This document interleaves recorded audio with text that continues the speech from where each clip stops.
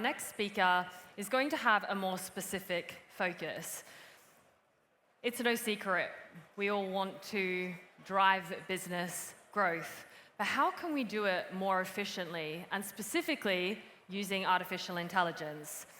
Now, some short years ago, there were these lead generation systems which would typically be manual, that tedious, costly, not cost value effective in terms of our time process is now being driven by AI and opening up a whole new array of opportunities to do so.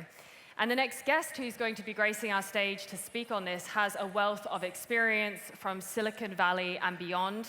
He is the co-founder and CEO of Kundal, and he is going to be sharing with you how you can indeed unlock a whole new era of client acquisition tactics.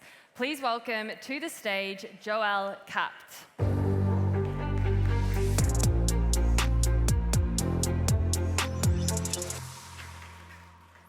Hello and good evening, everyone. Thank you very much for this warm introduction, and super happy to be here again this year. Now, over the past 12 months, I think we all experienced how AI changed the way we live, the way we work. Yesterday was my mom's 65th birthday, and even my grandma asked me something about ChatGPT, so I guess it must be real. The change has happened.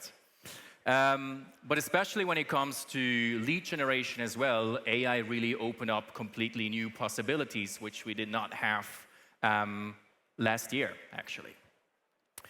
Now, I heard this terminology AI already 10 times in the previous presentation. Whoever worked with me in the past knows that I'm a very practical person. So this is not going to be a keynote about much AI blah blah and large language models and more theory. No, it's going to be very practical. So everyone in here, no matter if you're like having a young business or already a larger business, should be able to take something away from this and already start implementing that tomorrow. In 2017, I joined a back then young company called Peakora. It's a B2B SaaS business from Zurich. And we scaled from 30 to 90 people in 6 months, and later on to over 200 people. And when I joined the business, one of my first missions was to build a lead generation system that was actually able to cope with this ever-growing sales team, this ever-growing hungry sales team, and their ask to get more leads. Also, in the recent startup readiness benchmark, which we did this year, we asked more than 170 businesses what their biggest pain point is. And the result was that they all need to have more leads. So it doesn't matter if you're like a very small business and you need leads to win your first clients, or if you're a larger, more established business like Beekeeper, lead generation seems to be a challenge which persists throughout the different growth stages. Now, there are many different ways on how we can create leads. There are various different channels and methods which we can use. However, whenever budget and money or maybe funding is getting tight, or also when the current systems are just not producing the amount of leads that we actually need, what often happens is that people fall back to the old school way of creating leads, especially in the B2B sector, which means picking up the phone or writing emails to people. Now, very often, those businesses think, well, it's basically free. I don't spend any ad budget on this. But when you run the math and you just have 3 salespeople in your business and they spend 1 hour per day doing exactly this, you're going to end up investing over $50K a year in manual lead research and calling people. And that's quite a lot of money. So what's the next alternative many businesses actually put their attention to? It's working with data providers. So we all know these massive platforms where you spend between 10 to 20K a year to get access to very big databases, lead databases. And they have millions of records. However, when you take a look at how many of those records are actually really within your ideal customer profile, meaning the customer segment that is truly valuable to you, and then you even look at what are the actual records they have for your particular customer profile, then you realize that there is very little data. We usually calculate with a 20 to 30% coverage, meaning when I purchase such a database, I only find around 20 to 30% of the data I actually need. That's not really cool. What's the next step? Well, a beekeeper, we started buying one database after the other. You can imagine where this goes and how expensive this is. Luckily, in late 2023, things really changed. AI already existed before, but it was not until late 2023 with the recent developments where it reached a level where it became truly reliable. So that means today, I don't need to tap into all those different sources anymore, these different databases, and patch together data. I can now aggregate everything in one single tool and also include the mechanics of AI to analyze the data and give me information that is truly meaningful to me, which before had to be done manually by your marketing or your sales team. Now, I promise to be practical with you, so let's jump into an example. So what you see here is just an Excel file. It's actually supposed to be a GIF and show you some more pictures. Apparently, it's not working, but don't worry, I'm going to explain. But it's basically an Excel file where you just see a list of accounts and the domains. So let's imagine we define our ideal customer profile. We go on LinkedIn Sales Navigator. We put in the filters, and I get like a list of all the accounts I can potentially sell to. Now, that does not help me a lot, right? Because I need the information of these accounts. So what we can do these days now is the following. What you see here is a very powerful tool. It's called Clay, and it works like an aggregator. So imagine a tool that sits on meta level where I can connect any kind of data source to it, which can perform something which we call an AI web search and find any information which is actually out there in the World Wide Web. So basically, I only need to copy-paste the company name and the domain name into this table. Imagine we do that for maybe 100 records. And we programmed the tool the following, that for every single column, we defined what kind of data point do I want to generate and how should the tool find that data point. So imagine we insert a list of 100 businesses, an AI web search starts, it gives me the LinkedIn profile, and then I can extract all the information out of LinkedIn about this company, such as industry, follower counts, location. I can connect other tools, for example, Built With, that also gives me information about technology the company is using, because maybe I'm, for example, only selling to businesses that are using HubSpot, so that's very important to me. I can find that out. I can also connect other tools like SEMrush to get more data about traffic, and I can also connect OpenAI to not just produce static information about a business, but also get answers to open-stated questions, such as, please go to the website, analyze the website, tell me if this business is selling to B2B or to B2C, or if it's a marketplace. I can even go there and tell OpenAI, please analyze the website, and then tell me who this business is selling to.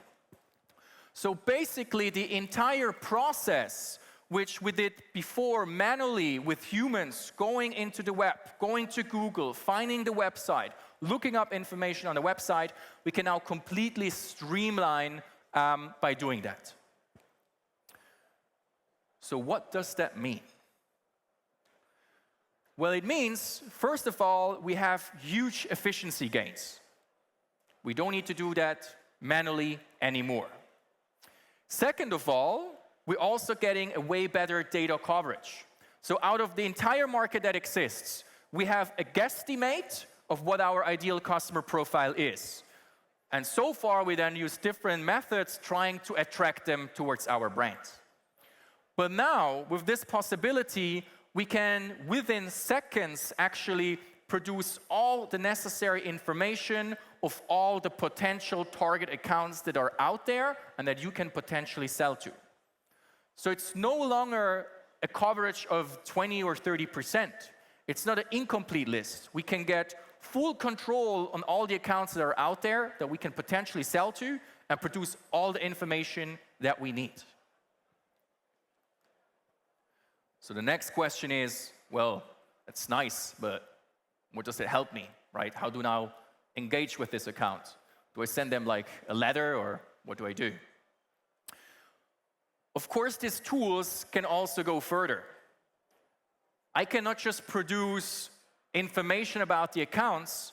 I can program the tool further to produce any information about the contact as well. We programmed the table in this case to give me all the account information, but I also want to have the name, the title, and the email of the CEO.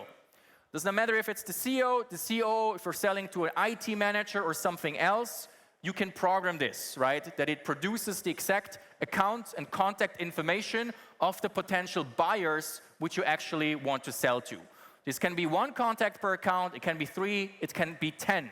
You can automate this entire process. Now with the AI, as mentioned before, we cannot just produce the static information, but now I can also take those data points from the account, I can take the data points from the person, and I can feed that into the system so that the system writes me a completely personalized and customized message specifically towards this person, which you see here on the right-hand side.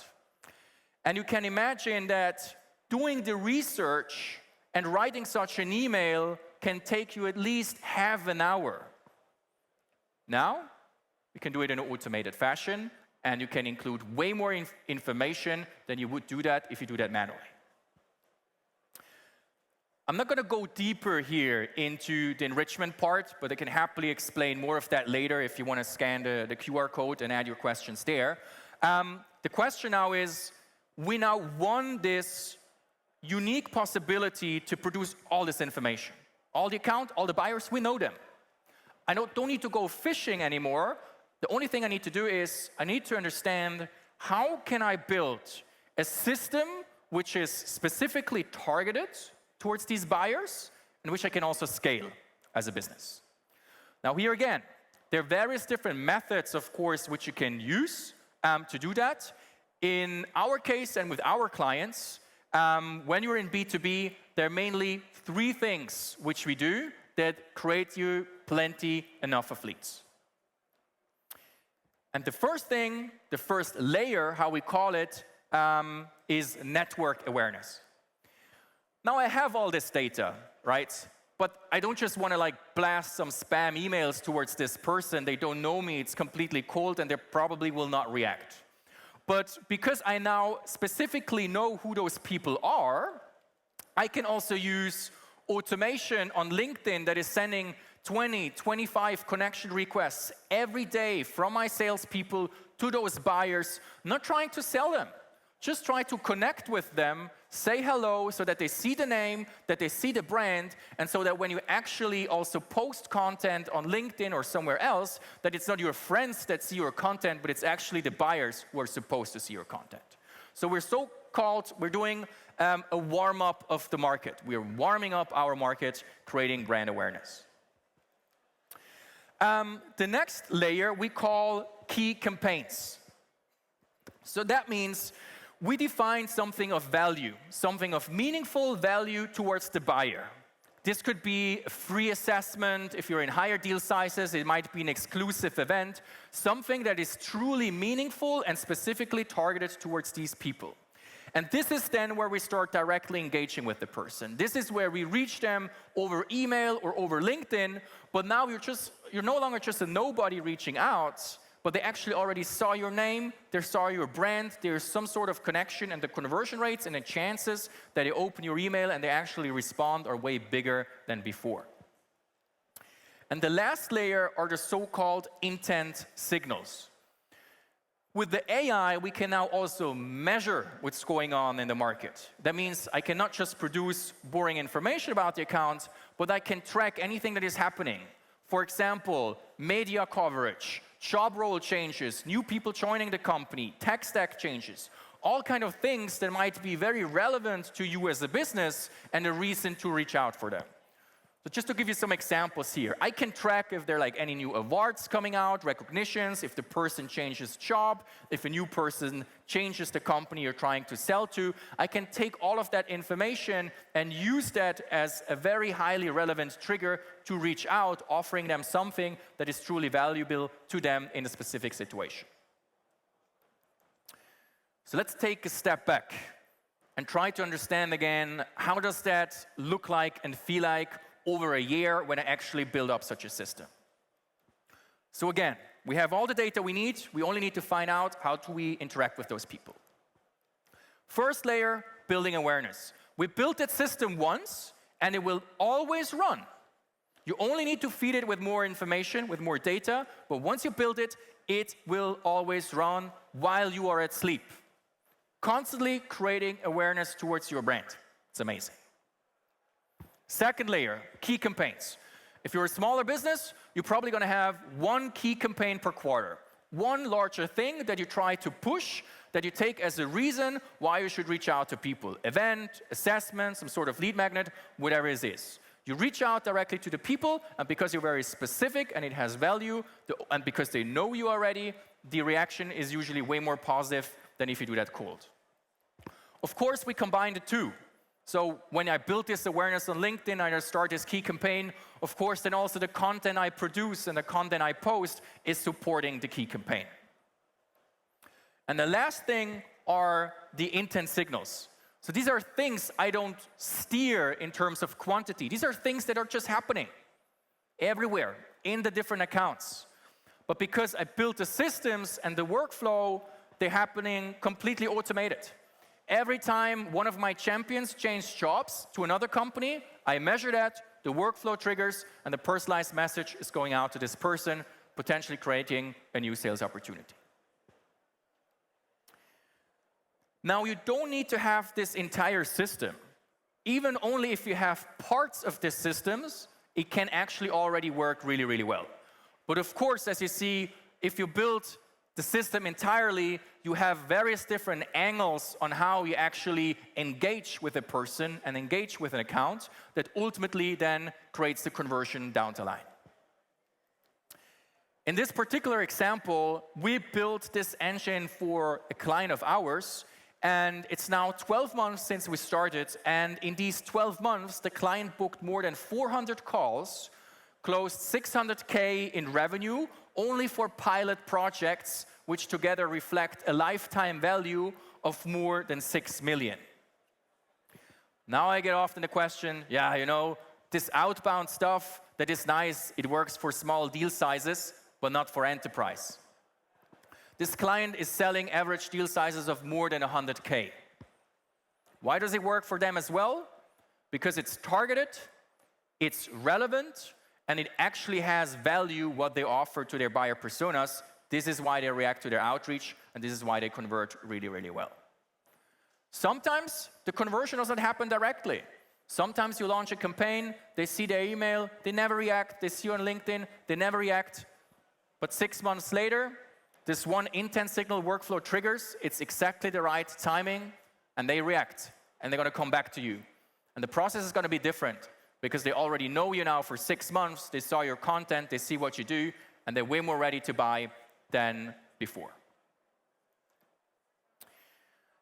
Now, a question I get asked often, or a statement that I hear often, you know, with all this funky and nice developments of the AI, in the future, there's only going to be AI talking to AI. You know, you write an email with AI, and then your inbox, an AI analyzes the stuff and then replies, right?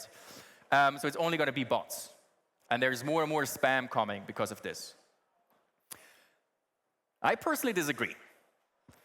I think if all businesses would put the effort into building something like this, meaning being very specific, very targeted, and truly offering something of value to the buyers, then there would be less spam annoying us, and there would way more value be created, first of all, for your prospects, and because they get more value, there will be way more value for you as well, because you're going to have way better conversions and find more clients. And with that, I already ended my keynote. If you like the topic. Tomorrow there's going to be a workshop at 3:30 where you're going to go into more practice on how to actually do that. Or also come by the booth and have a chat with me later on. Looking forward. And if there are any questions, I think this is what we will dive into. So let's see the questions. My microphone. Mic.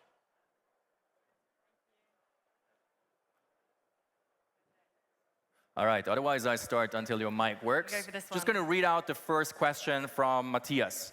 Can I build such a system for B2C with, for instance, Instagram as social network to engage with people? So here it becomes careful. Here it becomes dangerous, right? We all have heard the topics of data privacy, GDPR, DSGVO, and all of that, right? Within B2C, you have to be extra careful. If you manage and treat personal information and you would send emails then to those people directly to their Gmail addresses, that would be no good, right? You can get punished for that. However, there are other ways on how you can do that. You can scrape followers out of LinkedIn. You can scrape out of Facebook or Twitter, X, whatever it is. And with this profile information, you can also enrich that. And then, of course, if you find those people on LinkedIn, you can work with LinkedIn automation and reach out to them over LinkedIn. So that would be possible. So there are ways in B2C on how you can do that. Just be careful, and you might need also to be a little bit more creative. All right, let's see the next question. I have one for you here. I'm curious as to whether the systems that you've described, whether they would differ if you were targeting a big corporation versus a small business. Yeah. So basically, the system I showed you will always more or less remain the same on how you build something like this and what the tactics are. But smaller businesses have smaller deal sizes, larger businesses have larger deal sizes, so that means the conversion strategy you actually deploy will differ. So if I sell to a business with deal sizes of about 10 to 20K, my conversion strategy would be way more direct, meaning I would approach them and I would tell them, hey, we're going to offer you a free assessment of, I don't know, your taxes or whatever you're selling, right? Do you want to check that out? Either there is a need and they react, or there is not. If you're selling to larger businesses, that's not really working, right? So you're going to be way more sophisticated in your approach. So with the particular company I showed you before, they are actually selling to CEOs of large companies. So what we did there is we did a very exclusive roundtable. So we approach these people and say, hey, we're organizing an exclusive roundtable only for CEOs of B2B hardware companies in Zurich.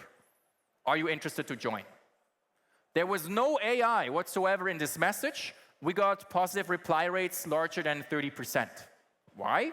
Very relevant, very specific, very exclusive, offering real value. So that's basically the difference. Let's move over to a question over here about, are there any data risk considerations we should be aware of? Yeah, absolutely. So I already chatted a little bit about before in the previous question about that. How you need to treat it is the following. What I showed you, the tool is an aggregator, right? It's not a data enrichment tool by itself. It aggregates data from different platforms. If you do an AI web search with the tool, they only find information which is publicly available. So that's public information, right? Where you need to be careful is, of course, what kind of data sources do you connect? So there are data sources that openly say they are GDPR compliant, so then you're okay. There are others that don't. So it is within your responsibility to make sure what tools you choose, what tools you use. And then, of course, also, there's always a certain risk related where you have to decide for yourself, are you going to take this risk for the benefit or not? Yeah. Any further questions? Freddie, how do I use this information gathered for campaign? For example, Google Ads or Facebook Ads? Yeah, not 100% sure if I understand the question correctly, but I imagine when we produce all this information off the account and the leads, then with the system I showed you before, there are the 3 different methods which we're actually using to then engage. Of course, you can add more. Of course, you can also use Facebook ads. Of course, you can also use LinkedIn ads, right? With this particular list of buyers, you can now create very targeted lookalike audiences and then support your campaign also with display ads. Or you use it for retargeting. So you can, of course, add those components, but the results I showed you before, we did not use any kind of ads at all. So you can achieve those results without taking like big budgets and spending them on ads. Thanks, Joel. Anyone else? You can pop something in show notes, show zone quickly. Benjamin, how do we start, and what would be the minimum requirements to... Yeah.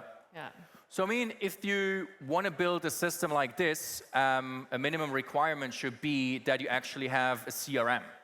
A lot of clients come to us and they want that, and they don't even have a CRM, right? So you need to place a single source of truth where you can actually store all this prospect and customer data to keep control to what companies did we talk to and what companies are still open to talk to.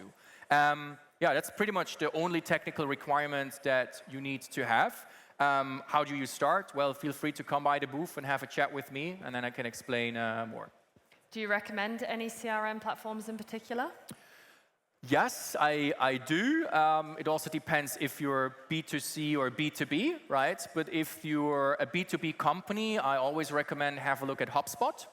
It's not the cheapest CRM, but it's better to choose a CRM that can carry you for the next 5 to 10 years, other than buying a cheap CRM, and then at some point you need to invest 50K into a migration because it cannot carry you, and you need to migrate everything to a new system. Thank you so much. Can we all give a warm round of applause, please, to Joel? Thank you very much. Thank you.